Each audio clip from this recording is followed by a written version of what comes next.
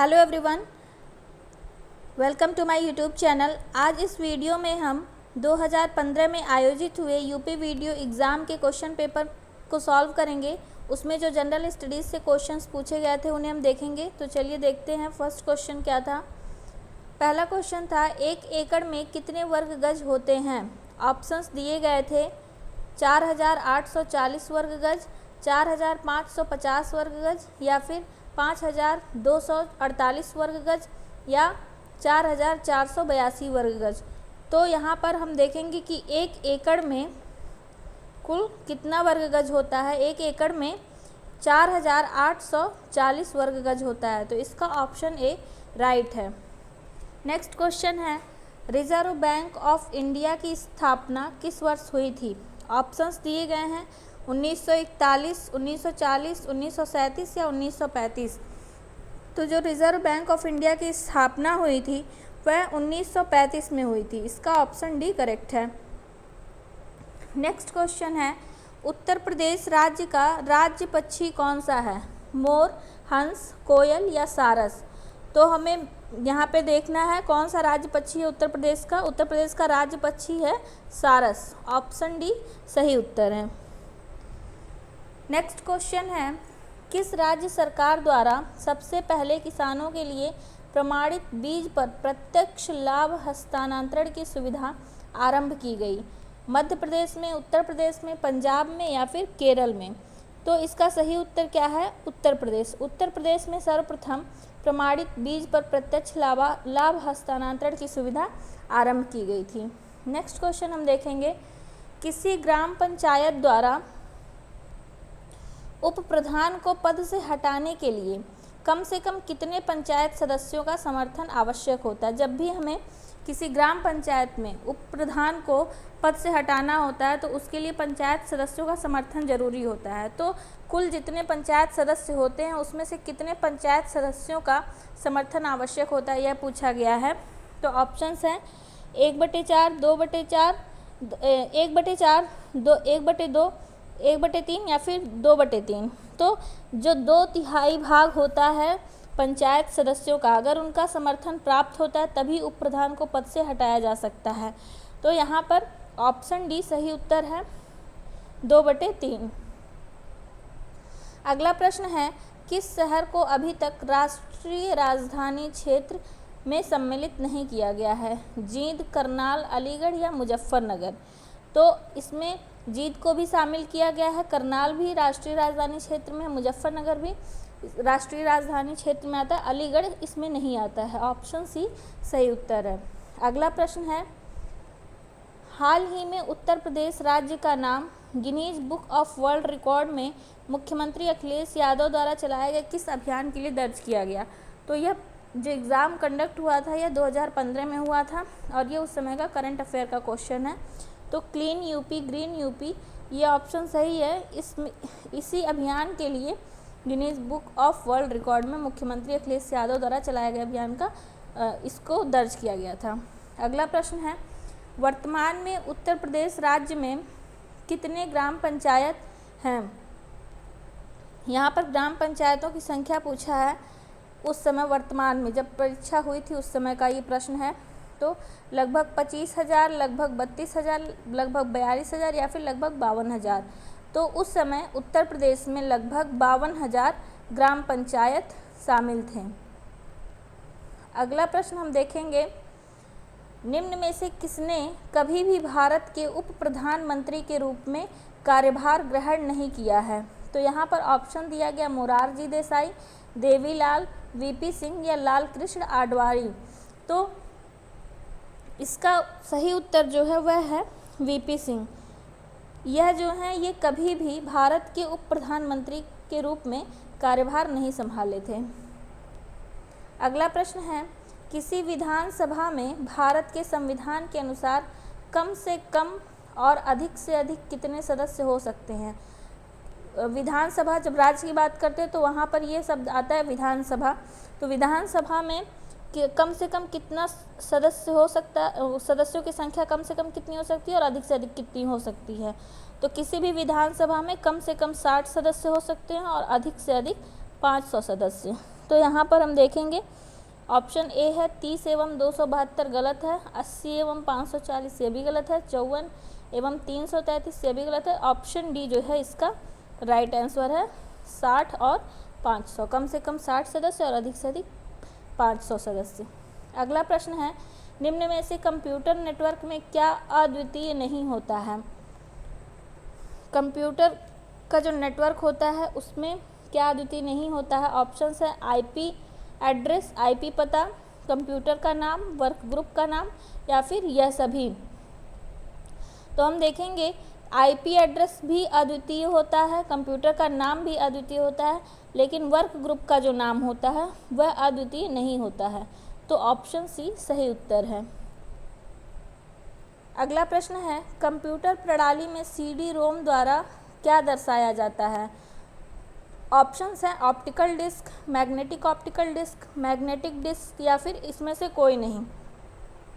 तो जो CD ROM होता है उसके द्वारा ऑप्टिकल डिस्क को दर्शाया जाता है। Option A is right answer. Next question है माइक्रोसॉफ्ट एक्सेल की कंप्यूटर फाइल को किस प्रकार का नाम दिया जाता है? उसका एक्सटेंशन पूछा है कि माइक्रोसॉफ्ट एक्सेल की जो कंप्यूटर फाइल होती है उसको क्या नाम दिया जाता है। ऑप्शंस है, 4 ऑप्शंस दिए गए हैं, तो इसका जो करेक्ट ऑप्शन है ऑप्शन बी। नेक्स्ट क्वेश्चन हम देखेंगे निम्न में से कौन सा एक कंप्यूटर ऑपरेटिंग सिस्टम नहीं है? ऑप्शंस हैं Linux, MS DOS, MS Word या फिर यूनिक्स। तो इसका जो सही आंसर है वह है एमएस वर्ड। एमएस वर्ड जो है यह एक कंप्यूटर ऑपरेटिंग सिस्टम नहीं है, बाकी अन्य तीनों ऑप्शंस जो हैं वो एक कंप्यूटर ऑपरेटिंग सिस्टम को शो कर रहे हैं। नेक्स्ट क्वेश्चन पूछा गया है कंप्यूटर में निम्न में से कौन सी इनपुट डिवाइस नहीं है? हमें यहाँ से ऐसे ऑप्शन को सेलेक्ट करना है जो इनपुट डिवाइस नहीं आउटपुट डिवाइस है। तो ऑप्शंस है माउस, माउस भी एक इनपुट डिवाइस है, प्रिंटर, कीबोर्ड और स्कैनर। तो जो माउस होता है वह भी इनपुट डिवाइस होता है, कीबोर्ड भी इनपुट डिवाइस होता है, ये डाटा को कंप्यूटर में भेजने में मदद करता है। स्कैनर भी एक इनपुट डिवाइस होता है। यहाँ ऑप्शन बी सही हो जाएगा प्रिंटर। प्रिंटर एक आउटपुट डिवाइस है। नेक्स्ट क्वेश्चन है विश्व जनसंख्या दिवस कब मनाया जाता है? ऑप्शन है 21 जुलाई, 27 जुलाई, 11 जुलाई या फिर 27 अगस्त। तो विश्व जनसंख्या दिवस जो है वो 11 जुलाई को मनाया जाता है। नेक्स्ट क्वेश्चन निमोनिया रोग शरीर के किस अंग को प्रभावित करता है? फेफड़ा, क्लोम, यकृत या फिर आंत। तो जो निमोनिया रोग होता है वह फेफड़े को प्रभावित करता है। ऑप्शन ए सही उत्तर है। अगला प्रश्न है निम्न में से सर्वाधिक सीमाओं वाला देश कौन सा है? चीन, ब्राज़ील, कनाडा या भारत। तो इन चारों ऑप्शंस में से जो सर्वाधिक सीमा वाला देश है वह है चीन। अगला प्रश्न है मानव रक्त में प्लाज्मा की लगभग कितनी मात्रा होती है?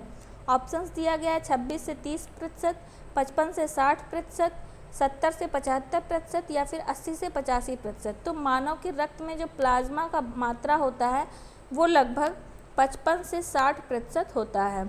ऑप्शन बी यहाँ पर सही उत्तर है। अगला प्रश्न पंडित शिव कुमार शर्मा का संबंध संगीत के किस वाद्य यंत्र से है?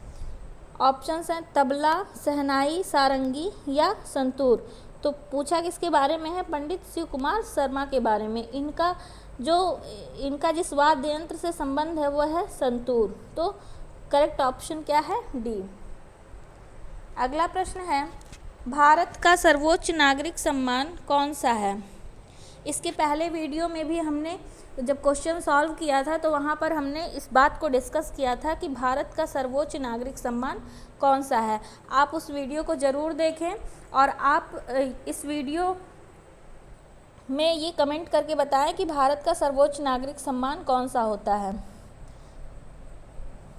नेक्स्ट क्वेश्चन हम देखेंगे भारत में राष्ट्रपति अपना कार्यकाल पूरा होने के पहले अपना त्यागपत्र किसको सौंपते हैं? यहाँ राष्ट्रपति के बारे में पूछा गया कि जब उनका कार्यकाल पूरा ना हो उससे पहले ही अगर वो अपना त्यागपत्र देना चाहें तो वो किसे सौंपेंगे?